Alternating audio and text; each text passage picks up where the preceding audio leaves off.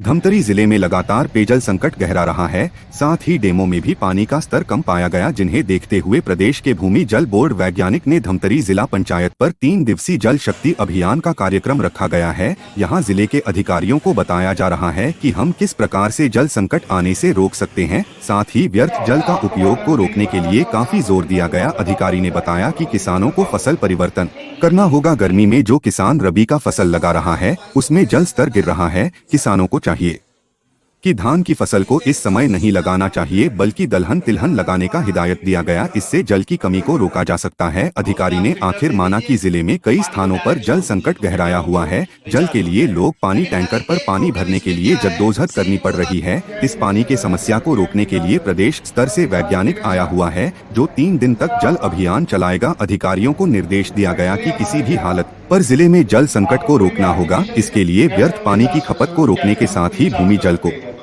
लेकर विशेष जानकारी दिया गया।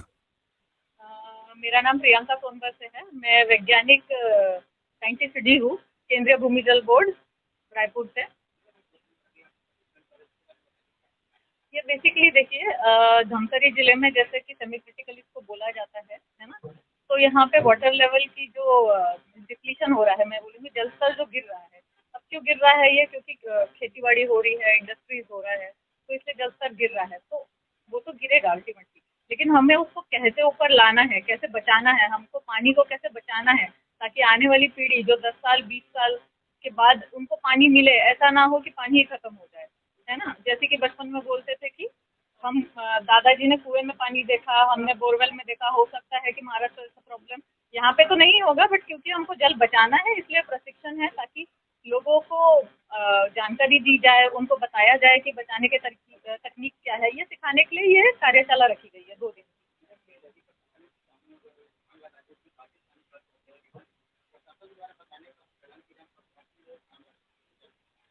तो इसी में ये सोचने की बात है कि इसमें डबल क्रॉपिंग की जो बात कर रहे हैं कि रबी में भी या उसमें भी धान लगाते हैं, तो इसको मतलब दूसरा चना या कुछ और लगाया जा सकता है, ताकि अल्टीमेटली पानी बच सके, है ना। तो हम तो यही सजेस्ट करते हैं। हमारी जो रिपोर्ट होती है, जो हमारा एक्वीफर मैपिंग रिपोर्ट होता है, जैसे 23-24 में हमने धमतरी के ऊपर किया, तो हम यही बताते हैं कि फसलें कुछ और लगाया जा सकता है, ताकि पानी बचा रहे।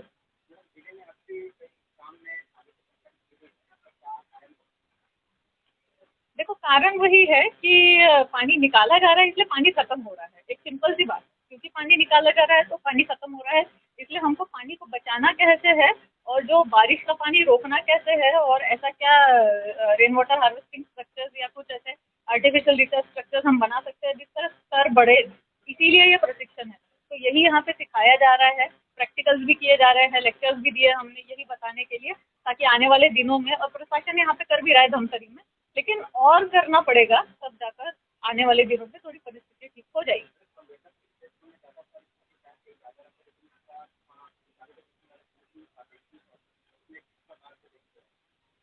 देखते हैं। देखिए, हम तो केंद्रीय भूमि जल बोर्ड से हैं, हम उनको यही बता रहे हैं। हमारा तो काम है ये बताना कि वो लोग भी जानते हैं, बेसिकली वो लोग भी जानते हैं, उनके साथ मीटिंग होती है, पिछले साल पूरा मीटिंग हुआ, तो वो लोग जानते हैं, काम भी कर रहे हैं। लेकिन ऐसा है ना कि जल स्तर को हमने इतने सालों में घटाया, एक दिन में उसको हम ऊपर नहीं ला सकते। ये हमको भी समझने की ज़रूरत है। इसको समय लगेगा, समय देना पड़ेगा, ये समझदारी से हमको चलना पड़ेगा कि जैसे हमने 20 साल में जल स्तर घटाया है, तो 2 दिन में जल स्तर ऊपर नहीं आने वाला है। उसको समय देना पड़ेगा, उसको कम से कम 2-3 साल देने पड़ेंगे, तब वो आ जाएगा, और आ ही जाएगा। तो इसमें कोई